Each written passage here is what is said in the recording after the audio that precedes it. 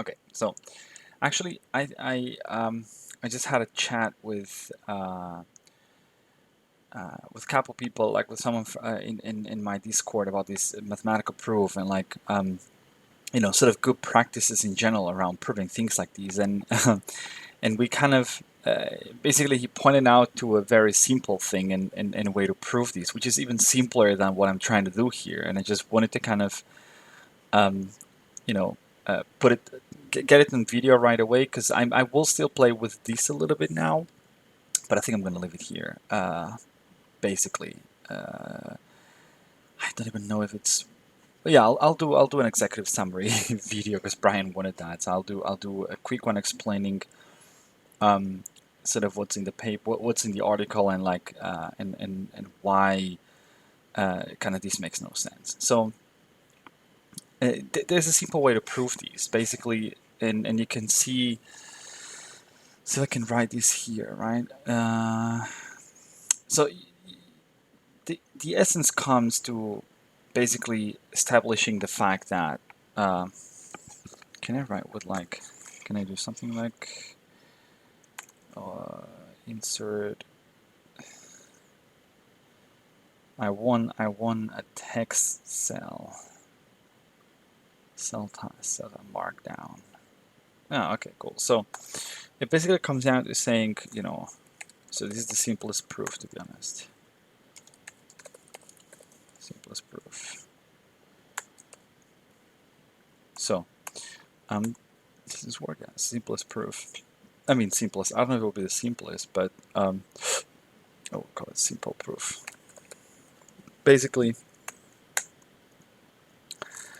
the so the swap test outputs 0 with probability 100% only when the states being compared are equal, regardless of how the states were created and regardless of the states and regardless of the number of qubits.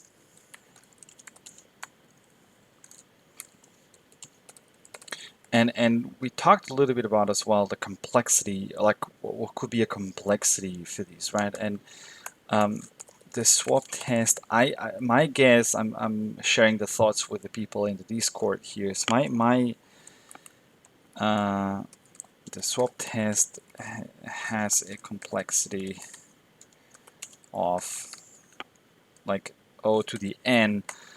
Um, in terms, so I'm saying this because you have like you gotta do like one comparison per each, right? So at least gotta have like these n steps. Um, but you should add, someone pointed out in the Discord, p in here, like p being so p being related to the amount of iterations you you run to basically in order to establish the probability, because that's what you want to do, right? You want to see what the you need to like aka amount of shots basically. So now, but the important part is the first one. The swap test outputs 0 with probability 100% only when the states being compared are equal. Now, this means if we would know upfront that the states are equal, then why do we even want to run a swap test, right? Um, so, and what's more, we know that the swap test tells us kind of a little bit of a how equal are they, right? And so, well, basically, yeah, if you construct the states like that, like you use the same types of gates, and you're kind of in this case putting the angles in the proper like places, right? So data 0, the angles you're putting in here are the same ones that you would put for the test 0, and in terms of not the same angles, but like the same feature, right? Here in this case, each qubit was, I think, encoding 2 of these average values that we talked about, because I think that Brian was using 2 angles. Well, then, yeah, I mean, you're just using U3 gates. It's the same type of gate, so if the angles are equal, if the angles you're using here are equal, then you're kind of gonna have like 100% because you're basically creating the same like 2 states, right? So the 2 states are the same. It's just by definition of the fact that these gates will have the same matrix, right? So it's trivial. I mean, I kind of feel like stupid a bit because I spent a lot of time digging into these, but it was helpful. But I think I think that makes sense. I mean, it's just kind of trivial if we have the same angles, then we have the same gates, assuming we are using same gates to construct the states being compared.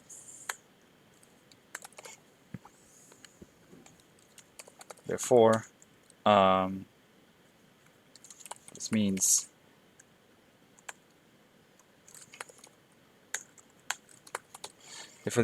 that so if we have the same angles and we have the same gates, therefore this means that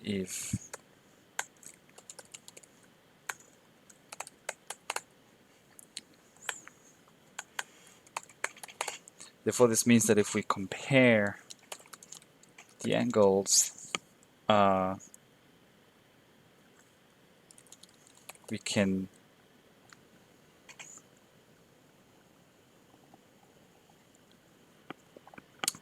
well, what's more, like, and you know that particular gate, like the U3 gate or the RY gate, it's just a one-to-one. There's no way, if you assume the parameters can go from 0 to pi, there's no way that you can get the same state using 2 different angles. So this means that like this must be the same angle.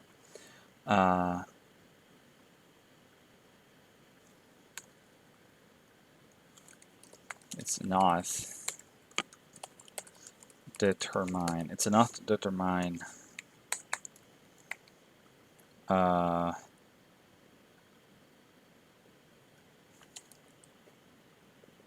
You know, how close the state will be, right, or something like this. Yeah, to be really strict, I don't know if I would have to prove that, like the other way around, also that when the angles are, yeah, but I don't really care, right? Like what happens when there's like the orthogonality. I just really care about the equality of the states. And you could try to do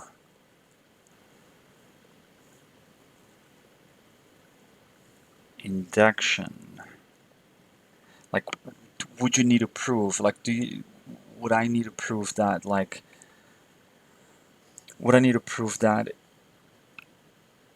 that there's somewhat like a relationship between like, between the angles and how equal the states are, right? I don't think so. I don't really think that this is something you need to prove, because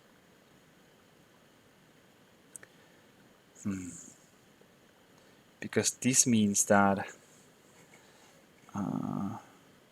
like, you know what I mean? I'm trying to see if you need to prove somewhat that the smoothness of these is there in higher dimensions as well. That as you go away and say, okay, I'm at that point where one parameter is 3 or pi and the other one is 0, then we're like at the farthest distance, right?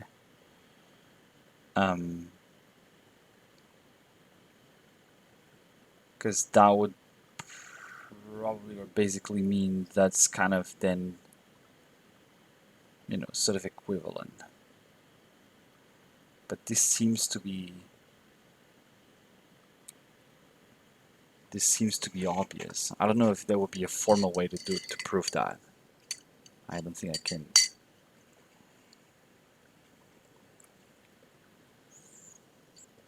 But that kind of makes sense, right? So if the gates are the same, then the overlap is the same. And so just comparing the angles is an auth, or should be an auth. So that would be a simpler proof. Now, let us play with this a little bit. I was just curious because you see that the terms follow a pattern, right? So you have the thing here, plus 0.5, and this is like times 0.5, right? So the only way that you get a 1 is when this whole norm here, like this whole squared thing, is a 1, right? Because otherwise you would multiply whatever by 0.5 and it will be something smaller, and so you will never get 1. So this is for sure something that yeah, so this means that kind of we only have to focus on these being, to be honest, on just these being 1, right? Because if it's bigger than 1, then the norm square will be bigger than 1, and we don't want that. And if it's smaller than 1, then it's not going to be 1 either. So yeah, well, only thing we need to prove is, so let me see, insert cell below. So let's check that like these, or when is these equaling 1? That's kind of another thing that we could do, right? So I'll turn that into my expression, and then I'll print the expression. Let's see what we get. Yeah, so we get these basically. Now, so those is 4 components, right? And it's basically a multiplication of the sinus and the cosinus function. So the pattern that we see here is that first, for all the angles, you have everything multiplied like it's a sinus multiplied, sinus multiplication, the cosinus multiplication, and then you have like a mixture. So what you have is two more components. Let's see if I can. Oh, I can't paint actually here. No, I can paint if I open the pen. Whatever, I'm not going to do this because it's going to mess up with stuff. But these 2 other components, you have sinus times sinus, and times cosinus, and then sinus, cosinus, cosinus. So you kind of have like the, yeah. So you basically have, and the angles change. So the sinus of the x and the y variables and the cosinus of the p and the q. This pattern is something that will, I guess, as we add variables, it will just scale, right? If I were to add like, say, now, I don't know, R and V, right? R and V. So I just need to kind of do these, right? R and V.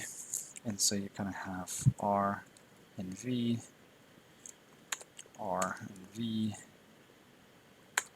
R and V. I like the way that I coded this because it makes it easy to extend now. I could probably do this somehow iteratively.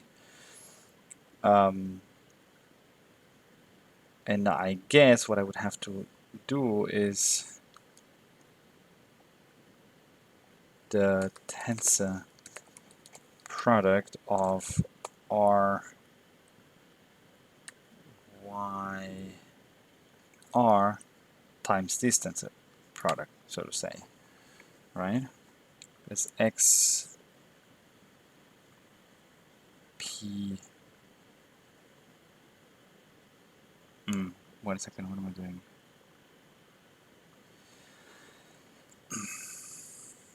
Oh no, v, right? It's p.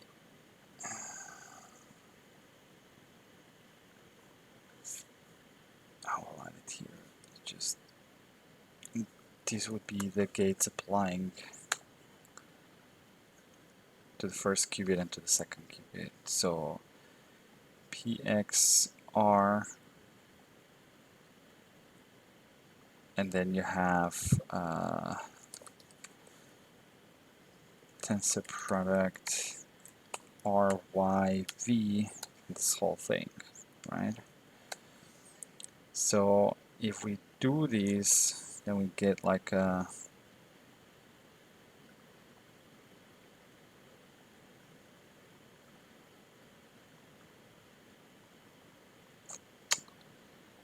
okay, maybe how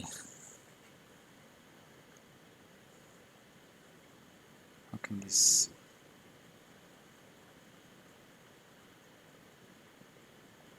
be a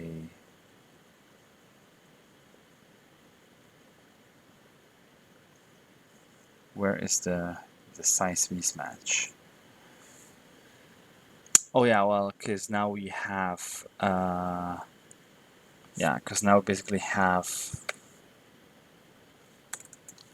like 8 possible states. So this needs to grow. We've got now 8. Invalid matrix. Well, well, well. There you go. No? Okay, 0. Oh, I'm stupid. I'm not using it here, and I should use it here. Okay, 0. Okay, 0. Okay, that works. So now you have this monster one here, and you kind of see the same. Oh, sorry. Now I need to do these. Cool. So you see many more terms now, but the first one is all sinuses, the last one is all cosinuses, and then you have like sinus, sinus, sinus, sinus, cosinus, cosinus, sinus, sinus, sinus, cosinus, cosinus. Okay, so 2 cosinuses with 3 cosinuses, really like all the possible combinations, right? And so I think there's just a pattern there that I mean, there's definitely a pattern there that's it's a a function of the number of qubits or the number of angles that you'll have. And so my intuition tells me that if we take a closer look at how these functions look like,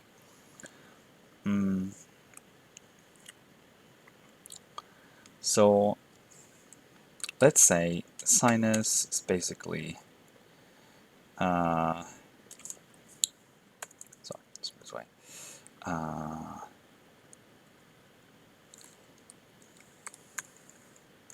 X symbol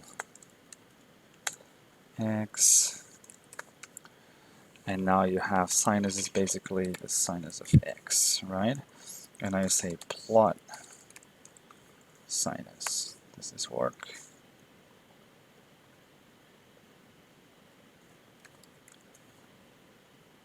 What is the sinus? SP sinus.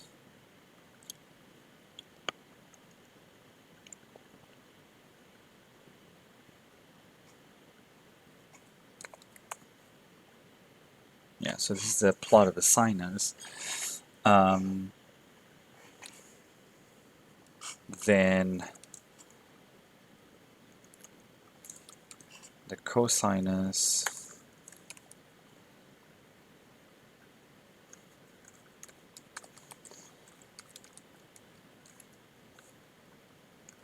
Can I do like this? I doubt you can plot like this though. Oh yeah, that's awesome. Okay, cool. So, mm,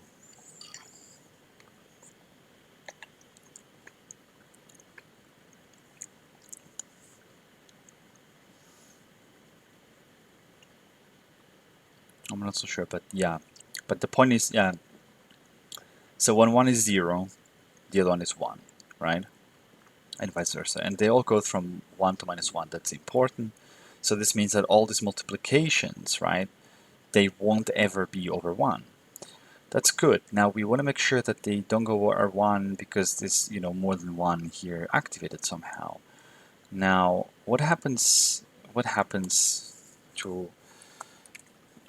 to these, right? Let's define another symbol,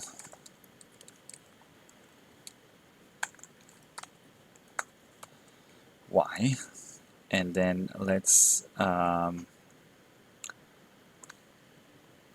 basically define the sinus of x and the cosinus of x are like this, and the sinus of y, cosinus of y are basically like this. And now I say, well, please multiply or show me the plot of these. Now, how I did the how did I do the 3D plot? How did I do the fancy 3D plot like that? Okay, actually, I'll just copy that.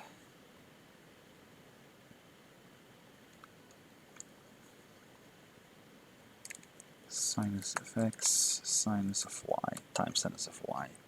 And I'll limit it also between these angles. See what happens. Okay, cool.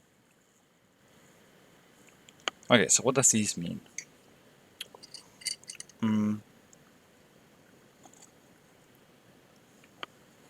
This means this function, this product, will only be 1. I guess that's the top here.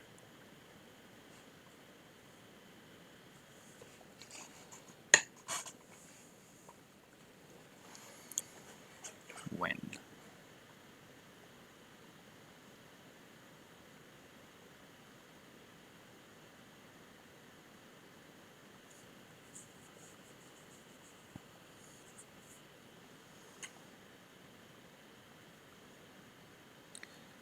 so if P and Q, let's see, let's actually take a look at the diagonal.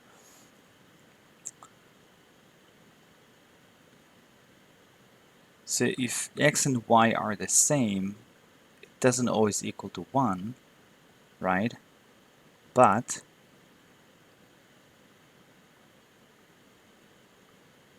what happens if we plot the cosine as well?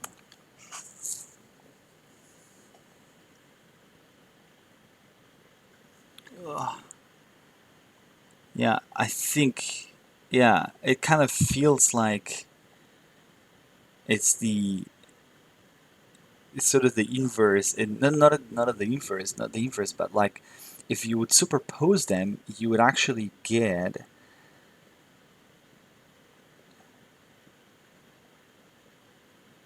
what would you get though?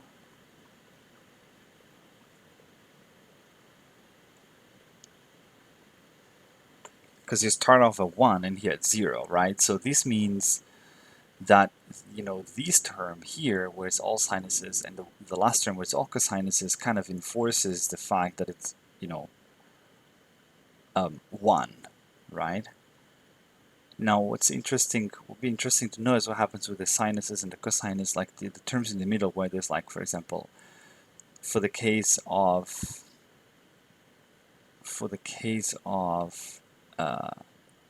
just 2 angles, not 3.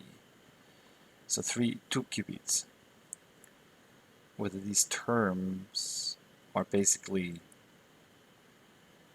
kind of adding up. That's interesting. So when it's in the middle, for example.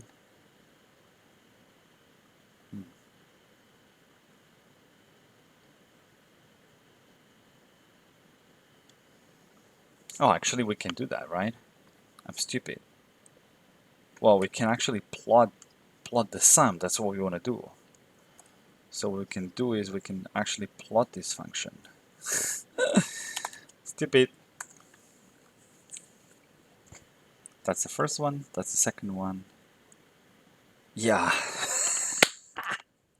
Here you have it. Bam. Compare these with these. There you go. There you go. So plot.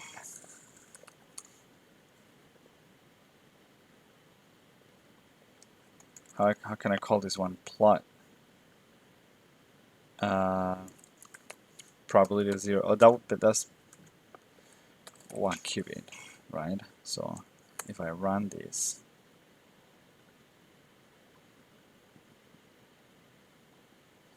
oh, I gotta run everything because I'm reusing variable names.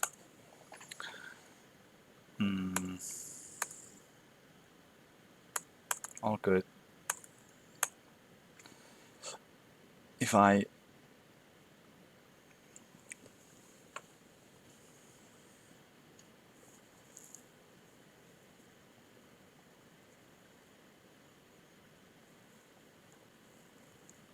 now, to be fair, right? Let's kind of try to, yeah. So if I do now plot 1 qubit, I think that's how I called it, right? Give me a second. These glasses are just making me nuts. Oh, come on! Like you're not printing it. Whatever. But you can see it's the same, right? So what if I plot the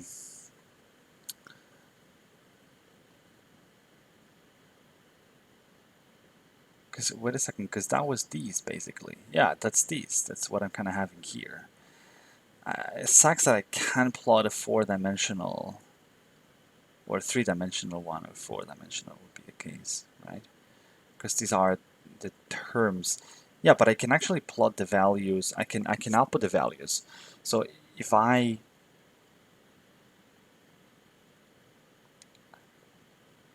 let's take this expression, right? Now expression is this big thing. So can I just insert cell below?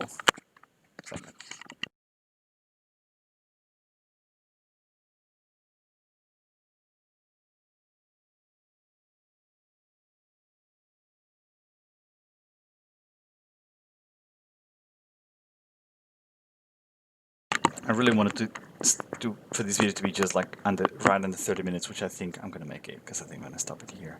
I kind of see this. I mean, it's what I wanted to do quickly is if I print this expression, it's these. So if I basically expression, how can I simpy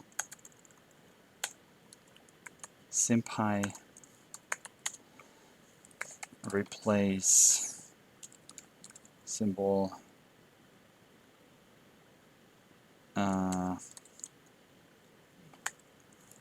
with multiple values. I want to kind of have like a substitutions.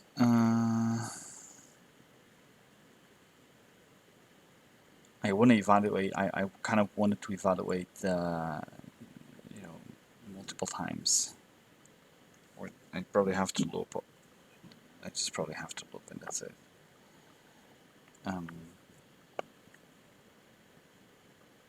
Yeah, I just probably have to loop. It'll be faster. So if I just say, for example, right, I say for, oh no, what am I doing? So for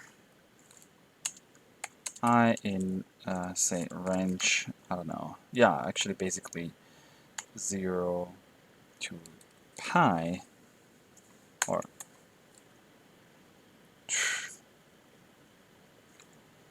0 to 3, yeah, but I want to have 0.14. Like, how can I, like, in Python, for with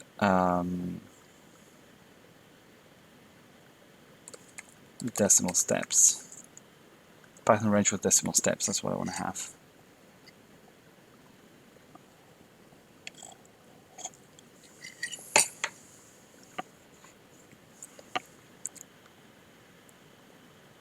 Mm.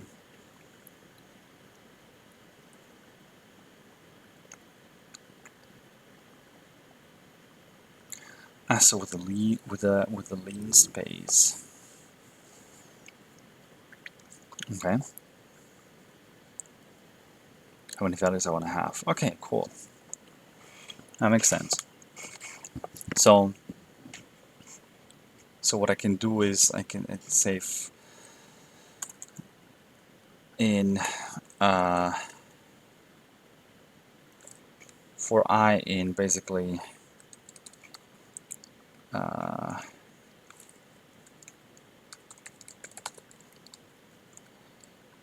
between 0, 314, and I want to have, I don't know, 20 values, right?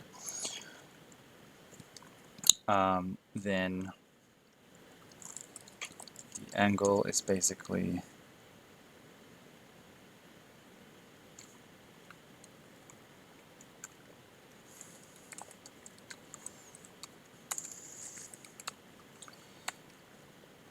length of steps, right? So steps will be basically this array and steps, and then I just get steps. I is basically the angle, and then I want to do expression substitute, because expression is these, right? And I have PQR. Yeah, so I basically have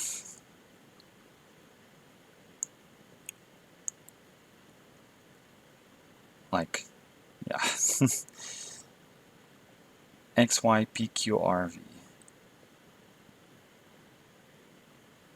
XY PQRV. So I kind of have X, Y, B,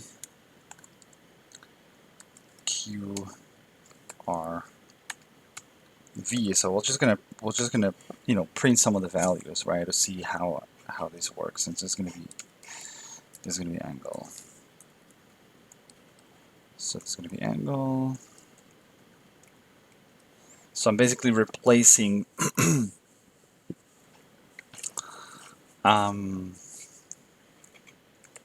so print angle, right?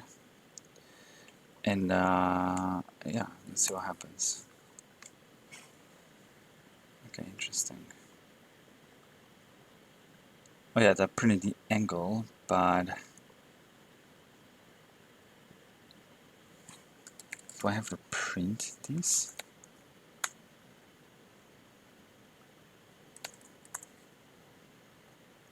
Yeah, so you see it's all ones. It's all ones. It's just one. It's exactly when the angles are the same, right? Yeah. Now I don't know how these will vary. Yeah, because that's kind of the shape of these, right? That's the whole point. The thing is with like already 6 dimensions, it's just not easy to imagine. But like that's the idea, right? Yeah, I don't know. At this point, I think I'm just trying to. I don't know. I'm trying to prove something stupid, I think.